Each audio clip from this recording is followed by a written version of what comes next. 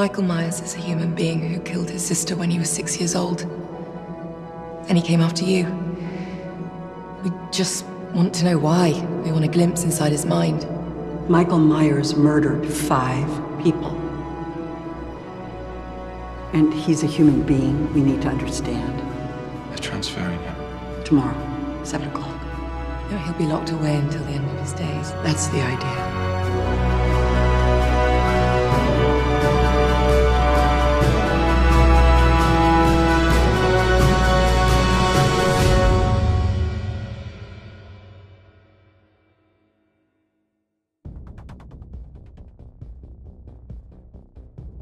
The Halloween movie franchise can be seen as somewhat confusing for some fans.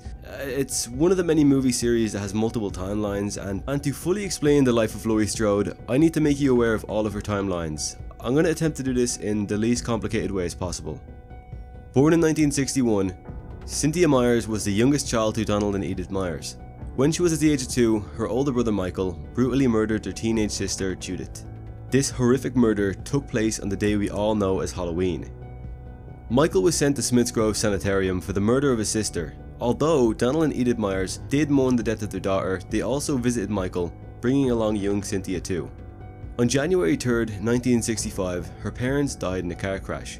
Cynthia went into foster care and was immediately adopted by Morgan and Pamela Strode, who then changed her name to Laurie. The governor of Illinois kept her records sealed so that she couldn't be further connected to her older brother Michael. Time went by and Laurie soon forgot about her birth family and the visits she had made to her brother in Smith's Grove Sanitarium. By the year 1978, Laurie was a kind-hearted girl, and her introverted personality made her an interesting match for her 2 extroverted friends, Linda and Annie. On the 31st of October 1978, Laurie's adoptive father, Morgan Strode, owner of Strode Realty, asked Laurie to drop off a set of keys to the old Myers house, which was more formally known as the Boogeyman's house. To Laurie, this place was just a creepy house that people made stories about. She had no idea that in fact it was her childhood home. During a school class, Laurie glimpsed at a man who was staring at her from across the street. She had seen that same man while walking home with her friends later that day, and even behind her neighbour's clothesline. Laurie grew increasingly paranoid and was soon visited by a frantic Linda who had claimed she was being followed. This left Laurie wondering whether it was the same man that was stalking her earlier that day. It's following me. You sure? Yeah, I'm sure. I think it's that guy that passed us in the street in that station wagon. Laurie later found out that somebody had broken into Nichols' hardware store and stolen a rope, some knives and a Halloween mask. The night progressed on and Laurie began babysitting young Tommy Doyle, and eventually Annie brought over Lindsay Wallace too. Laurie had no idea, but as she was babysitting the kids, her friends were being killed off one by one, with Annie being choked in her car only to end up with her throat slit, and Linda being strangled to death with a phone cord. After hearing nothing from her friends, Laurie decided to take a peek in and make sure everything was alright. She made her way to the Wallace house and soon discovered the bodies of her friends strategically placed in key positions throughout the house. Michael eventually attacked Laurie, slicing her shoulder with his knife. Laurie then fell over the banisters and down the stairs, fracturing her ankle in the process. Laurie limped back to the Doyle house and called out for the children to let her in. Michael eventually found his way in through an open window and he tried to attack Laurie once again, but Laurie fought back and stabbed him in the neck with a sewing needle. She then ran up the stairs and hid in the bedroom closet. Michael found Laurie and tried attacking her once again, but she fights him off with a straightened out clothes hanger. Michael drops his knife and Laurie picks it up and uses that to her own advantage and stabs him.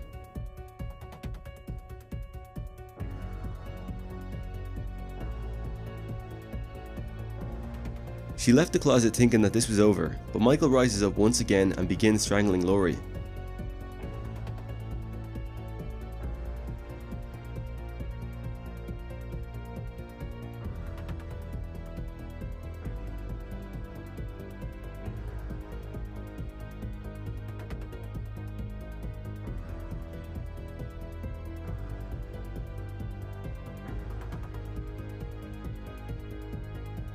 She pulls off his mask, in turn showing Michael's face. It is at this time that we have seen the face of Michael Myers for the first time. As Michael tries to put back on his mask, his former psychiatrist Dr. Samuel Loomis comes to Laurie's aid and fires a bullet into Michael's body, followed by 5 more, sending Michael off the balcony and onto the grass.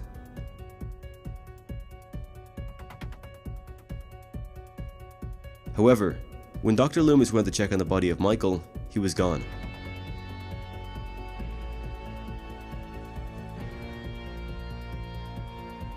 Later that night, Laurie was taken to the local Haddonfield Memorial Hospital, and a young man named Jimmy had an interest in Laurie, and also told her the name of the man who tried to murder her. Laurie also felt that if she was going to be put to sleep, the boogeyman would get her, but the chief of medicine, Frederick Mixter, dismissed Laurie's concerns and kept her heavily sedated. Jimmy breaks the news to Laurie that Michael Myers did in fact die in a car accident earlier that night, but in reality it was just Laurie's crush Ben Tramer.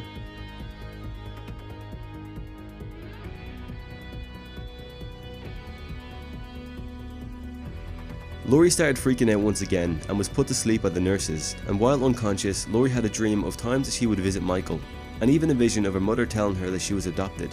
Laurie realised her connection to Michael, though she had yet to find out that she was in fact Michael's sister. Michael tracked Laurie down to the Haddonfield Memorial Hospital and one by one started to take out the staff working that night.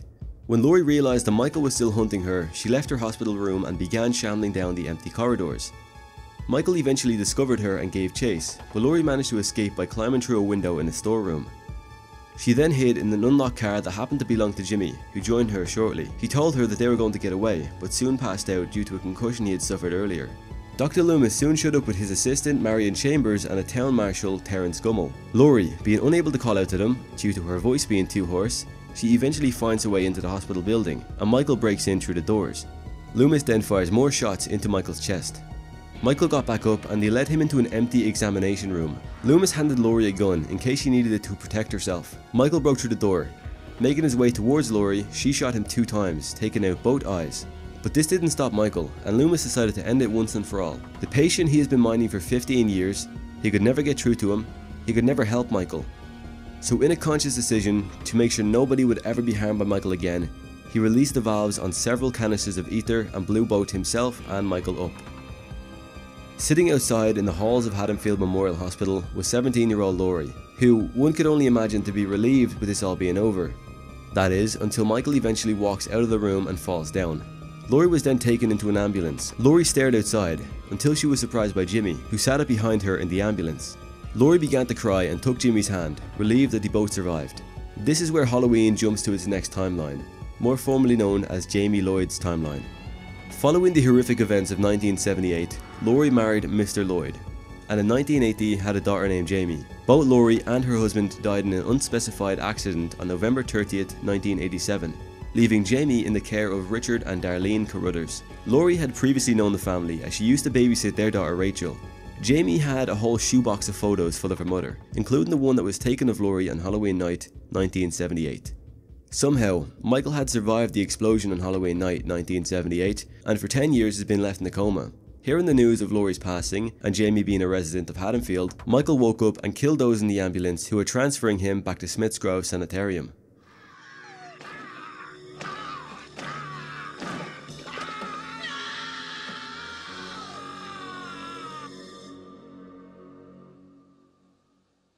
In 1995, Laurie's adoptive cousins John, Deborah, Cara, Tim and Danny Strode moved into the Myers house, only to become victims to Haddonfield's terrifying mass killer.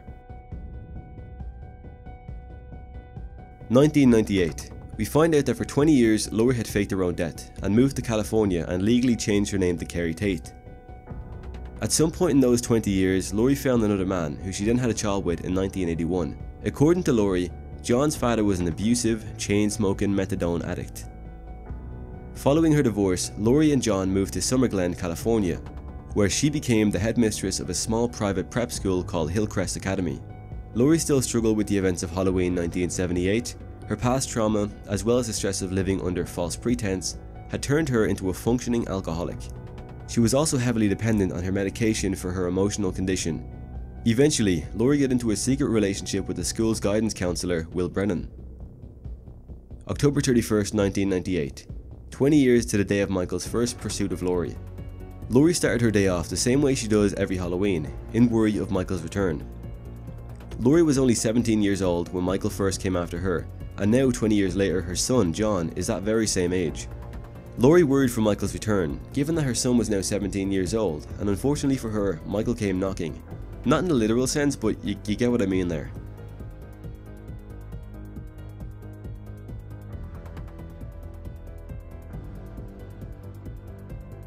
John was supposed to go on a school trip to Yosemite, but he had stayed home with his friends Charlie and Sarah and his girlfriend Molly. Laurie returned to the school to find that Michael had attacked John and Molly, rescuing them and telling them to hide in a closet somewhere in the school.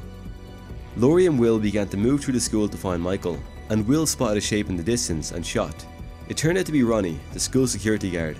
Will was then killed by Michael, and Laurie took John and Molly and escaped the school grounds in their car. She then told the two kids to drive to the nearby Becker house and call the police. After John and Molly left, Laurie locked herself inside the school grounds and got a fire axe and went searching for Michael. The fight between Laurie and Michael began. The siblings inflicted wounds on each other as they fought throughout the school, with Laurie emerging seemingly victorious as she stabbed Michael multiple times in the chest and forced him off of a balcony in the cafeteria.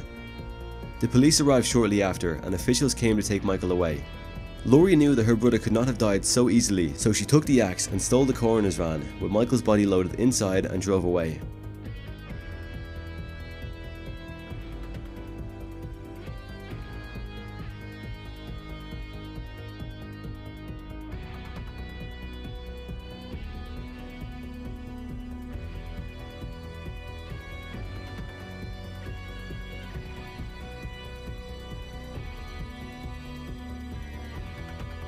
Laurie drove frantically. The masked man began to wake, urging her to stomp down on the brakes and knock him through the windshield.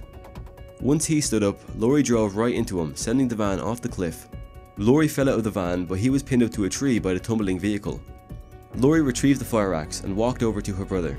Michael reached out, seemingly desperate for mercy. Breaking down, Laurie reached out as well.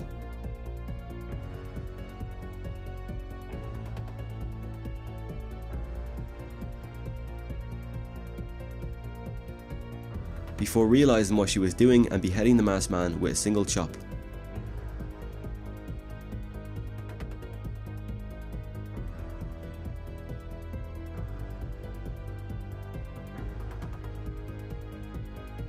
You failed, Michael. You want to know why? Because I'm not afraid of you. But what about you? Are you afraid of me? Are you afraid to die, Michael?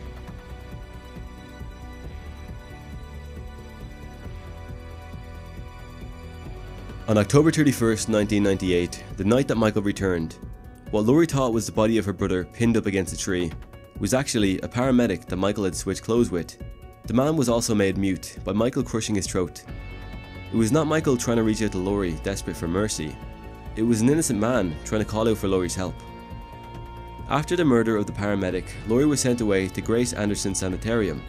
Everybody believed Laurie to be in a catatonic state, much like Michael was before he broke out back in '78. Laurie was also not in a catatonic state, but just biting down time before Michael returned. On October 31st, 2001, 3 years after Michael's return, he makes an appearance at Grace Anderson. Michael came to Laurie's room and was hit over the head with a lamp. She then led Michael up to the roof, where he found nothing but her coat blowing in the wind. Michael made his way closer to the roof's edge and Laurie revealed herself and sprung the trap, leaving Michael dangling by his ankle. Laurie assured Michael that she was no longer afraid of him, and Michael had failed his mission. Although, Michael took advantage of Laurie's failings and grabbed his mask, just like the innocent paramedic did 3 years prior. Laurie couldn't take the risk of murdering another innocent man. She went to check on Michael, and then Michael grabbed her, causing her added weight to break the rope and send both siblings off of the roof. Michael drove his knife through Laurie's back. As she hung, dying, Laurie kissed Michael's mask and promised him that she would see him in hell. Michael tore the knife out and let Laurie fall to her death, finally allowing her freedom.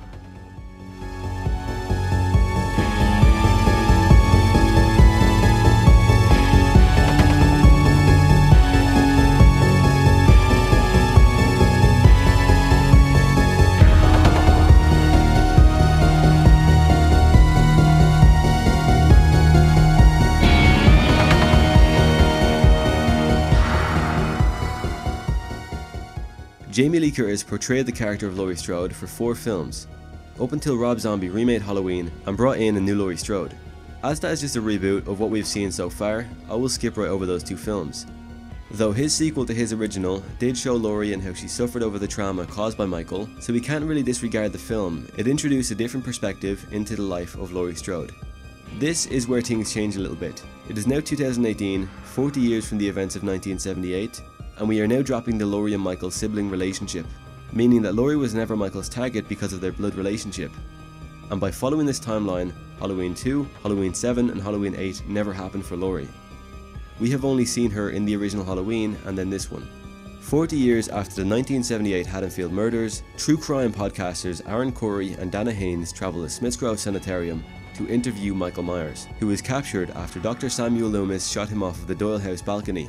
Dr. Rambur Sartain, who has been treating Michael since Loomis's death, informs them that Michael is able to speak, but chooses not to. Aaron approaches Michael and talks to him, but fails to get him to speak, even after showing him his mask and mentioning Laurie Strode, the sole survivor of the 1978 murders. Aaron and Dana then go in hopes to interview Laurie Strode, who has spent the last 40 years with post-traumatic stress. Although she had to deal with her past haunting her, she began preparing for the return of Michael Myers. Since 1978, Laurie has been married twice and even had a daughter named Karen, but due to Laurie's lifestyle, she lost custody of Karen at the age of 12, which caused Karen to want to block out Laurie and even try and interfere in the relationship of Laurie and her granddaughter, Allison. Laurie was asked by Aaron and Dana to join them in interviewing Michael Myers before he was transferred to a maximum security prison. Laurie declined. As patients are loaded onto a bus transport, Dr. Sartain insists on accompanying Michael. Later, the bus crashes in a ditch. The security guards are killed, and the inmates scatter along the road, allowing for Michael to escape. Laurie learns about the crash and breaks into Karen's house to demonstrate her lack of security, causing an argument between Karen and her boyfriend Ray. Meanwhile, Allison is out at a school Halloween party, and Laurie calls Allison to warn her of Michael's escape. But Allison is currently arguing with her boyfriend Karen. He takes Allison's phone and throws it into what I can imagine to be some sort of sauce. Allison ends up leaving the party with her friend Oscar, who ends up trying to make a move on Allison. She rejects his advances and leaves. Oscar sits back, spotting Michael watching him, but too drunk to tell if it's Michael Myers or somebody else. Oscar tries to escape by climbing the fence, but gets caught and Michael kills him. Allison hears his cry for help, and meets Michael for the first time. She is chased, before finding refuge in the neighbouring home. Laurie, Karen and her husband Ray arrive at Laurie's house, which more looks like a house turned into a gun range. They wait for Allison's arrival, and Ray steps outside to offer coffee to the police officers stationed outside, and then finds them dead. Michael appears behind Ray and strangles him. Laurie alerts Karen to Michael's arrival and sends her into the hidden safe room. Michael breaks his way into the house and thus begins the fight between Michael and Laurie. Allison arrives around the same time that Laurie and Michael began fighting, and Allison witnesses Laurie falling from the balcony, and then makes her way into the safe room. Karen calls out to her mother at the bottom of the safe room, making it loud and clear that she cannot do it. She cannot face Michael. And as Michael appears, Karen shoots off a shot with a rifle and stuns him. Laurie then appears behind Michael in the shadows, much like Michael did back in '78. She attacks Michael, sending him down the stairs and into the safe room, and then Allison and Karen begin to leave the room. But as they are leaving, Michael regains consciousness and grabs Karen's ankle. Allison stabs Michael in the arm twice with his own knife. Michael lets go and then receives a kick to the head, sending him right back down the stairs. Laurie then flips a switch and metal bars spring into place, barricading the exit and trapping Michael as the so-called safe room fills with gas. Laurie lights a flare and tosses it through the bars, setting the room and Michael ablaze. As this movie is a follow-up to John Carpenter's 1978 classic Halloween, there is very little information regarding Laurie's past, but as this is a deep look into the character of Laurie Strode, I will add what the actress who played her thinks might have happened over the years. After the events that took place in the small town of Haddonfield, Laurie was forced into continuing on with her life as if nothing happened. She was raised by these Midwestern 1970s parents who didn't truly understand the psychological trauma that was caused by these murders. While dealing with everything that had happened, an eating disorder could have kicked in, her grades may have started to slip, and the idea of going to college went out the window, followed by the possibility of her parents having an early death. Laurie's life began to crumble, all because her young mind wasn't able to get over what happened to her friends. Questions began to arise. Why did this man murder my best friends? And why did he try to murder me? Laurie may have attempted to fill that void by meeting an endless amount of guys, leading to the birth of her daughter Karen. But Laurie wasn't capable of raising the child, so the authorities had to get involved. This has been my look into the life of Laurie Strode, as portrayed by Jamie Lee Curtis. This video would not be possible without the help of HalloweenMovie.fandom.com, as they're the ones who spend countless hours covering anything Halloween related, so a huge thank you goes to them for making this video possible. This has been my look into the life of Laurie Strode, as portrayed by Jamie Lee Curtis. Happy Halloween.